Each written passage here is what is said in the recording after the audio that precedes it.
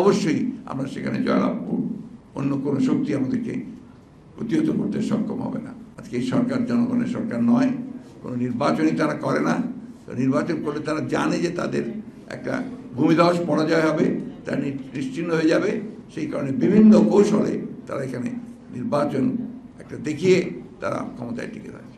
আজকে ফারাক্কার সমস্যার সমাধান হবে কি করে, তিস্তার সমস্যার সমাধান হবে কি করে, অন্যান্য অভিন্ন নদীগুলোর সমস্যার সমাধান কি করে হবে?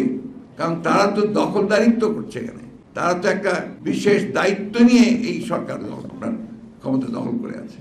মৌলানা আব্দুল হামিদ খান যখন এই বিষয় নিয়ে তিনি আন্দোলন শুরু করলেন, মার্চ করলেন, তখন তৎকালীন সরকার, প্রেসিডেন্ট জিয়া রহমানের সরকার, তার যে জনগণের প্রতি ভালোবাসা, যে ভালোবাসার কারণে তিনি তার যে নিজস্ব যে দায়বদ্ধতা, সেখান থেকে তিনি 1971 সালেও স্বাধীনতা যুদ্ধ ঘোষণা করেছিলেন।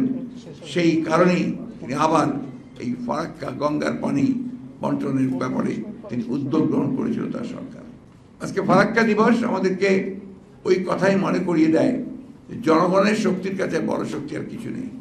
আপনারা জানেন, একদিকে মৌলানা ভাসানীর এই ফারাক্কা মার্চ তাকে সাহায্য করেছিল এটাকে আন্তর্জাতিক পর্যায়ে উপনীত করার জন্য, এবং সেটা তৎকালীন যে ইসলামিক পররাষ্ট্রমন্ত্রী সম্মেলন হয়েছিল ইসলামিক রাষ্ট্রগুলোর, সেখানেও এটা উত্থাপিত হয়েছিল এবং সেখানে ভারতকে বলা হয়েছিল এই পানির ন্যায্য হিস্সা বাংলাদেশকে দেওয়ার জন্য। এবং প্রেসিডেন্ট জিয়াউর রহমান সাহেব তখন সেটাকে জাতিসংঘেও উত্থাপন করেছিলেন ন্যায্য পানির হিস্সার জন্য।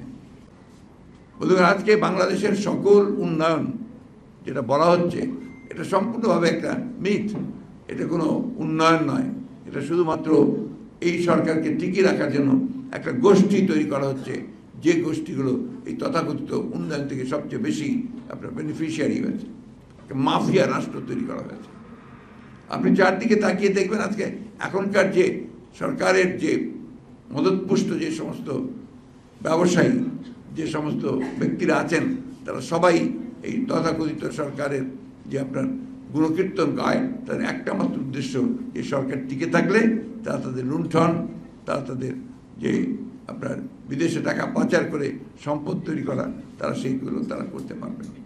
এবং মৌলানা আব্দুল হামিদ খান ভাসানী, তিনি ছিলেন সেই জনগণের মানুষ। তিনি সবসময় জনগণের কথা নিয়ে বলেছেন, জনগণের জন্য সংগ্রাম করেছেন, কোনোদিন ক্ষমতার আশেপাশেও যাননি। জনগণের স্বার্থ রক্ষার জন্য তিনি সবসময় লড়াই করেছেন।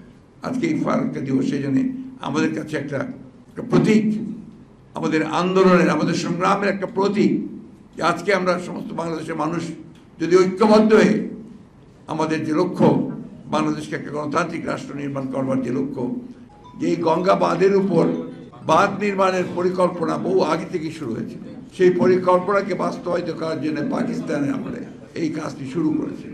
তখন পাকিস্তান সরকার বাধা দিয়েছিল এবং তারা প্রতিবাদ করেছিল। পরবর্তীকালে এটা নির্মিত হওয়ার পরে এর পানি বন্টন নিয়ে যে সমস্যার সৃষ্টি হয়েছে, সেই সমস্যাকে সমাধানের জন্য দুর্ভাগ্যজনকভাবে আগের সরকার তারা সেই উদ্যোগ নিতে পারেননি। এটা খুব স্বাভাবিক ছিল, এই জন্যে যে আগের সরকার নিজেদেরকে মনে করতেন যে তারা ভারতের কাছে অনেকখানি ঋণী এবং তারা তাদের কাছে সেই অনুগ্রহ আশা করত। বন্ধুগণ, এই বিষয়টা আমাদের নতুন নয়। আমরা বরাবরই লক্ষ্য করেছি যে বাংলাদেশের জন্ম হওয়ার পর থেকেই আমাদের প্রতিবেশী, যার কাছে আমরা স্বাধীনতার তাদের ভূমিকার জন্যে আমরা অবশ্যই আমাদের ধন্যবাদ এবং কৃতজ্ঞতা আমরা প্রকাশ করেছি সবসময়। তারপরেই আমরা যেটা লক্ষ্য করেছি, তারা সবসময় বাংলাদেশকে একটা নিয়ন্ত্রণের মধ্যে রাখার জন্যে তারা সবসময় তাদের সকল কর্মকাণ্ডকে পরিচালনা করেছে। এবং শুধু ফারাক্কা বাঁধ নয়, গঙ্গার পানি নয়, বাংলাদেশের 154টি অভিন্ন নদী, সেই নদীগুলোর পানি বন্টনের ক্ষেত্রে তারা সব সময় গড়িমসি করেছে এবং তারা এই সমস্যার সমাধান করছেও না। তিস্তা নদীর পানি আপনারা সবাই জানেন, দীর্ঘকাল ধরে তিস্তা নদীর পানি বন্টন নিয়ে এই চুক্তি করছি, এই হয়ে যাবে, এখন ভালো অবস্থা আছে, এই করে করে কিন্তু এই সরকার কাটিয়েছে। এই যে আপনার ব্যর্থতা, এই ব্যর্থতার মূল কারণটি হচ্ছে যে সরকার যারা আসে, যে সরকার এখন আছে, সেই সরকার পুরোপুরিভাবে একটা নতজানু সরকার। তারা কখনোই বাংলাদেশের জনগণের স্বার্থে সে একটা প্রকৃত স্ট্যান্ড নেওয়া, সেই স্ট্যান্ডটা তারা নিতে ব্যর্থ হচ্ছে কারণ তারা তাদের কাছে অত্যন্ত দুর্বল। আপনারা এই বিষয়গুলো আলোচনা করেছেন, আমি সেই আলোচনা যেতে চাই না। আমি যে কথাটা বলতে চাই সে কথার মূল কথাটা হচ্ছে যে বাংলাদেশের মানুষকে তার অধিকার আদায়ের জন্য তার নিজেকে নিজের পায়ে দাঁড়াতে হবে। আমরা আমাদের গণতান্ত্রিক অধিকারকে হারিয়ে ফেলেছি।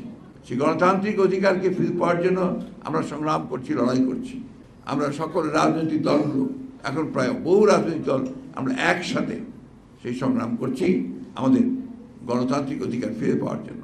এই জন্য আমাদের অনেকেই প্রাণ দিয়েছেন, আমাদের অনেক নির্যাতন নিপীড়ন সহ্য করতে হচ্ছে। সবচেয়ে বড় বিষয়টা যে এই সরকারের নির্যাতনের কারণে এই দেশের আরেকজন দেশপ্রেমিক নেত্রী দেশনেত্রী বেগম খালেদা জিয়া, তাকে আজকে মিথ্যা মামলায় সাজিয়ে তাকে আটক করে রাখা হয়েছে। আমাদের নেতা তারেক রহমান সাহেবকে তাকেও মিথ্যা মামলায় নির্বাসিত করে তাকে বিদেশে নির্বাসিত করে রাখা হয়েছে। ৬০ লক্ষ মানুষের বিরুদ্ধে আজকে মিথ্যা মামলা দেওয়া হয়েছে।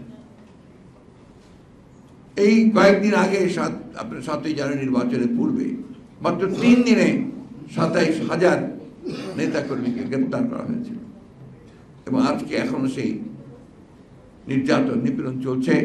আমাদের নেতাকর্মীদেরকে, গণতন্ত্রের জন্য যারা আন্দোলন করছেন নেতাকর্মীদেরকে সাজা দিয়ে তাদেরকে কারাগারে পাঠানো হচ্ছে। এর মূল কারণটাই হচ্ছে যে আজকে এমন একটা সরকার দখলদারিত্ব নিয়ে ক্ষমতায় বসে আছে, যাদের একমাত্র কাজ হচ্ছে যে তারা তাদের স্বার্থ এবং তাদের প্রভুদের স্বার্থকে রক্ষা করার জন্য তারা আজকে জনগণের উপর নির্যাতন নিপীড়ন চালিয়ে যাচ্ছে। এই দিন তার যে স্বভাবজাত যে অন্যায়ের বিরুদ্ধে প্রতিবাদ করা, দেশকে রক্ষা করা, এই দেশের মানুষের স্বাধীনতাকে রক্ষা করা, সেই প্রশ্নে তিনি জনগণকে সংগঠিত করে তিনি ফারাক্কা মার্চ করেছিলেন। এই মার্চের মূল লক্ষ্য ছিল, তিনি জানতেন যে এই মার্চ করে ফারাক্কা বাঁধকে ভেঙে দেওয়া যাবে না, কিন্তু এই মার্চ করে সমগ্র পৃথিবীর দৃষ্টিকে আকর্ষণ করা যাবে এবং সেই দৃষ্টিকে আকর্ষণ করে তখন এটা সত্যিকার অর্থেই একটা আন্তর্জাতিক একটা ইস্যুতে পরিণত হয়েছিল। আমি আবারও আজকে যারা বক্তব্য রেখেছেন তাদেরকে আন্তরিক ধন্যবাদ এবং কৃতজ্ঞতা জানাচ্ছি যে তারা মূল বিষয়গুলো অত্যন্ত বিশদভাবে তুলে ধরেছেন। এর টেকনিক্যাল সাইড, পলিটিক্যাল সাইড সবই বলেছেন। আমি শুধু সংক্ষেপে এটুকু বলতে চাই যে আমাদের সামনে কোনো বিকল্প পথ নেই। বাংলাদেশকে যদি আমরা রক্ষা করতে চাই, বাংলাদেশের স্বাধীনতা সার্বভৌমত্বকে যদি আমরা অক্ষুণ্ণ রাখতে চাই, বাংলাদেশের জনগণকে যদি আমরা রক্ষা করতে চাই, তার যে উন্নয়নের আকাঙ্ক্ষা, তার যে একটা গণতান্ত্রিক রাষ্ট্র নির্মাণ করবার যে আকাঙ্ক্ষা, তা যদি আমরা পূরণ করতে চাই, তাহলে আজকে সকলের দল মত নির্বিশেষে সমস্ত ভেদাভেদ ভুলে আজকে একত্র হয়ে এই ভয়াবহ দানবীয় যে একটা সরকার, মনস্টাস যে একটা গভর্নমেন্ট, যার একমাত্র কাজ হচ্ছে তাদের নিজেদের বৃত্ত তৈরি করা আর অন্য দেশের প্রভুত্ব সেটাকে মেনে নিয়ে তাদের যে স্বার্থ সেই স্বার্থকে রক্ষা করা। আজকে আমাদের স্বার্থে আমাদেরকে ঐক্যবদ্ধ হতে হবে, আমাদেরকে কেউ করে দিয়ে যাবে না, আমাদেরকে নিজেকেই সেটা করতে হবে। এই কথা বলে আবার আপনাদেরকে ধন্যবাদ জানিয়ে আমি অসীম শরীর পরিষ্কার ধন্যবাদ জানিয়ে আবহাওয়া শেষ করছি। ধন্যবাদ।